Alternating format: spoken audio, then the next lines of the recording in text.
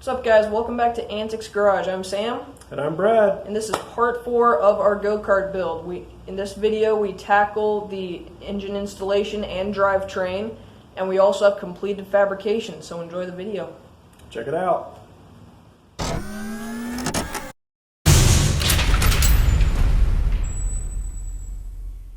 It looks like we did a lot, but really we haven't done anything here. We're just mocking up. We got the back of the frame sitting on some wood blocks, and we got the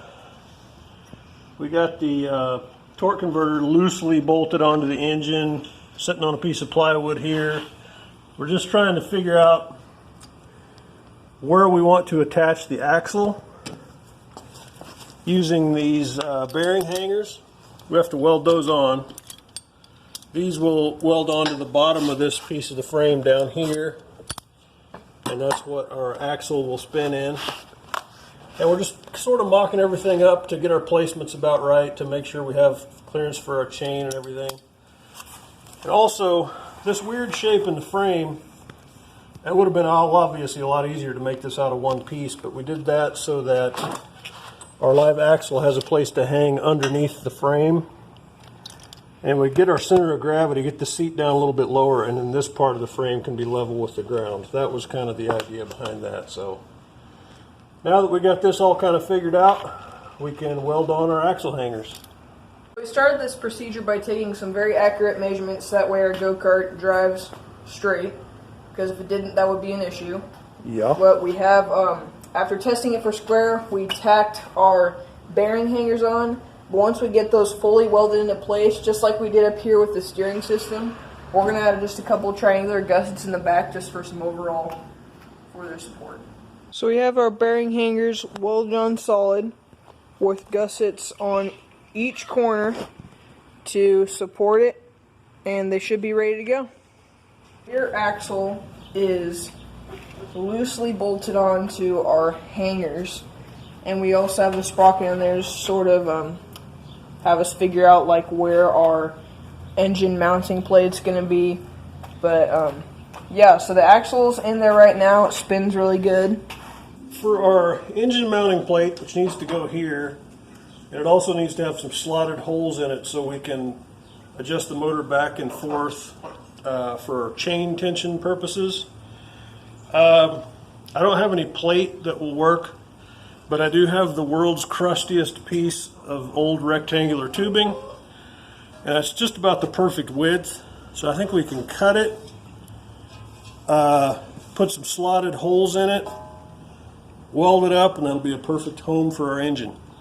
Okay, so we're lining up the holes with our metal marker, aka X-Acto knife. They're going to be slotted, so we are making these lines.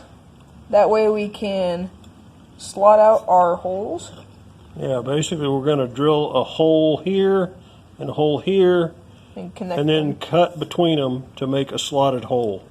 So there'll be 4 of those, and we'll have some adjustability on our engine. It's a really easy way to get 2 points to terminal line sort of deal. Yep.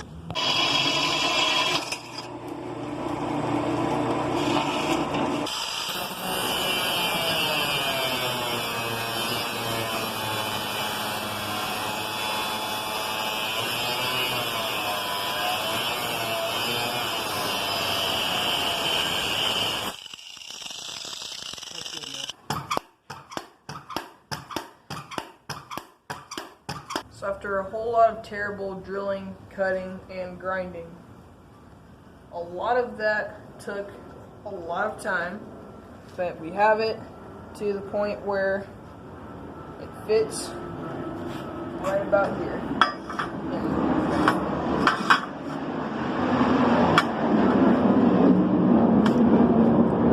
Well, it should.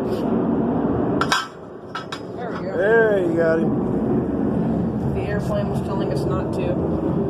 Okay, so then we will just take that and we'll weld it in, and we'll have a place to put the engine.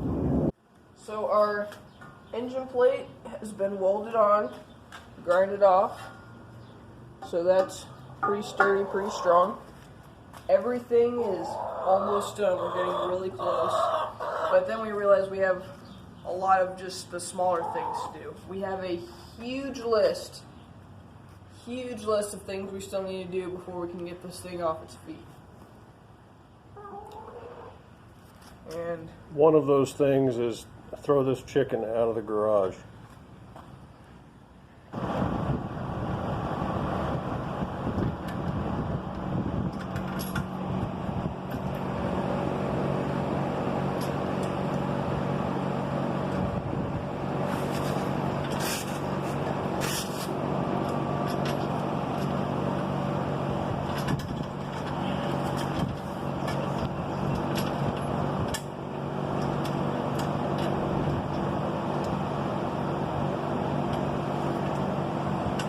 Alright, a lot of times on go-karts you would just have a centrifugal clutch mounted right to the crankshaft of the motor and then go from that directly to the sprocket on your axle.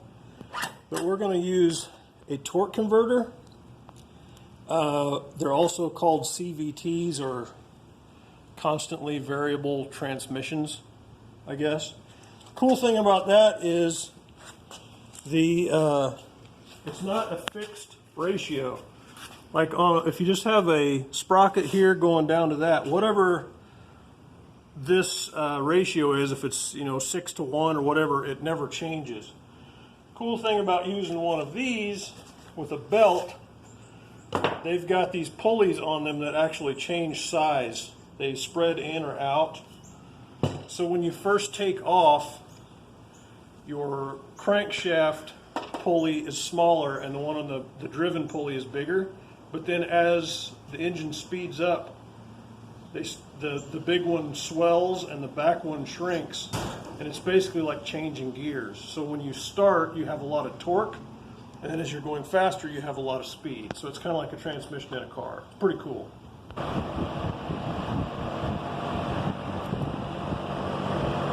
Little anti-seize. Keep stuff from sticking.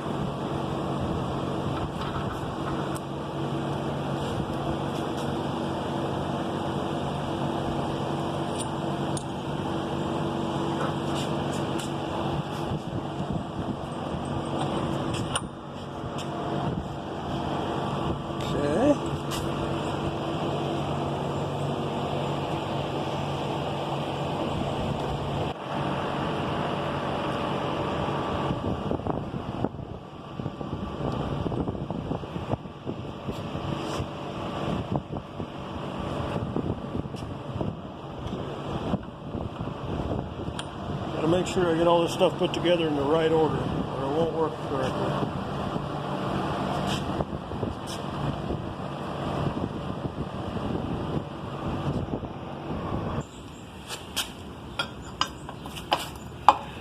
Okie dokie. And somewhere I've got the right bolt.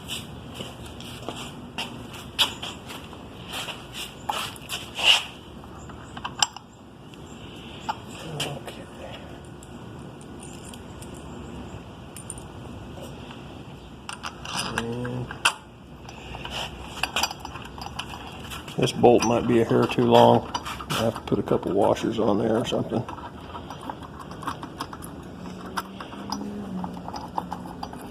Or maybe it's going to be just right. We'll see. Yeah, and then I'll get it all snug down. So then when the engine's running, if it's just at idle, this pulley can just spin and the belt doesn't do anything. But then as the engine speeds up, this shrinks together and it grabs onto the belt, and then as you speed up even more, the back one flares out and it actually changes ratios and acts like a transmission. so this is a huge milestone. We have the chain installed and tensioned, so that's in good place. We want to do more but the heat index is 108 degrees, and we are as hot as heck. So we're going to call that good for now, and we'll come back out later. So we installed our steering stops and pedal stops, so that way the steering and pedal both have clearance, and that way they're not running into each other. It gives it all clearance, but it is extremely close. An inch is as good as a mile. And that's all we need. Yep. Okay, so we used some precision eyeballing, a clamp, and some more precision eyeballing to get the second pedal stop to line up with the first one, and to basically make it close enough to the point where it'll work. And I think we achieved that. It is precision eyeball approved. Indeed it is.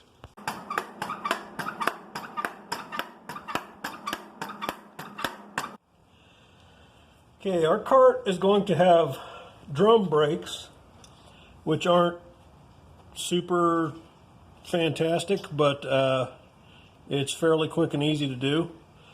Basically, the drum attaches directly to the axle, and the band, we just welded on this little post, which will act as the pivot point for the band. And now all we need to do is come up with some linkage that connects this to our pedal. So when you push the brakes, this grabs onto the drum and shuts her down. It's not disc brakes, it's not real fancy, but it'll get the job done.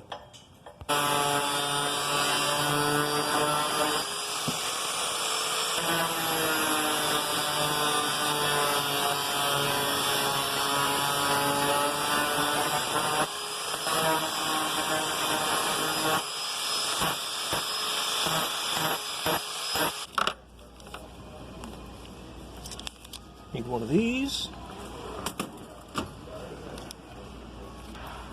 One of these.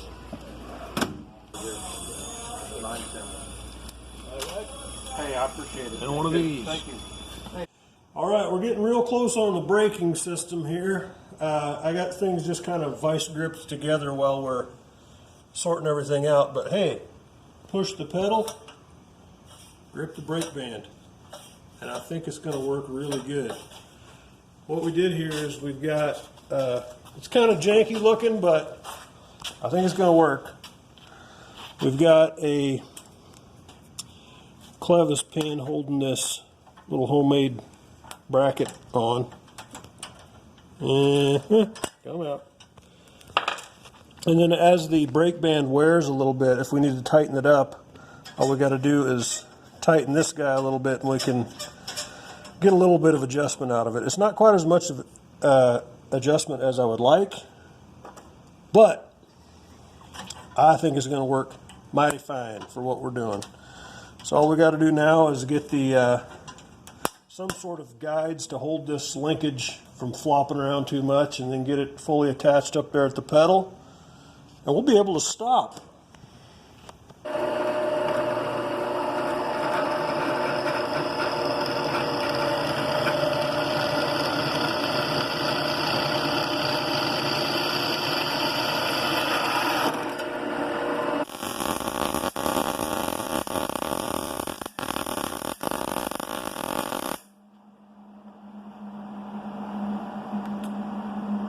Alright, huge milestone, guys. We have functioning brakes.